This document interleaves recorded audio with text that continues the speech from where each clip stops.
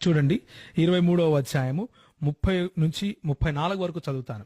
చూడండి, ద్రాక్షరసముతో ప్రొద్దుపుచ్చే వారికే కదా, కలిసిన ద్రాక్షారసము రుచి చూడజేరి వారికే కదా అని ప్రశ్న 29లో ఉంటుంది. యాక్చువల్గా ఏముంటుందంటే, ఎవరికి శ్రమ, ఎవరికి దుఃఖము, ఎవరికి జగడములు, ఎవరికి చింత, ఎవరికి హేతువులేని గాయములు, ఎవరికి మందదృష్టి అని సామెతల గ్రంథకర్త ప్రశ్నిస్తూ సమాధానంగా ఏం చెప్తున్నాడంటే, ద్రాక్షారసముతో ప్రొద్దుపుచ్చు వారికే కదా, కలిపిన ద్రాక్షారసమును రుచి చూచే వారికే కదా అంటూ 32వ వచనంలో, త్రాగుట రుచిగానుండగను దాని వైపు చూడద్దు, పిమ్మట అది సర్పమై కరచును, కట్లపాము వలె కాటువేయును, విపరీతమైనవి నీ కనులకు కనబడును అంటూ త్రాగుబోతుదనం గురించి, లేకపోతే ప్రొద్దుగూకులు మద్యమును సేవించే వారి గురించి చెబుతూ ఈ మాటలు రాశారు.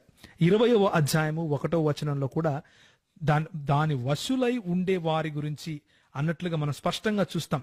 దాని వశమైన వారందరూ జ్ఞానము లేని వారు అంటూ బైబిల్ చాలా స్పష్టంగా ద్రాక్షారసము వశులై ఉండేవాళ్ళు అంటే త్రాగుబోతులను హేయమైన వాళ్ళుగా స్పష్టంగా చెబుతా ఉంది. అది పాపముగా చిత్రీకరిస్తా ఉంది, అందులో ఏ డౌట్ లేదు.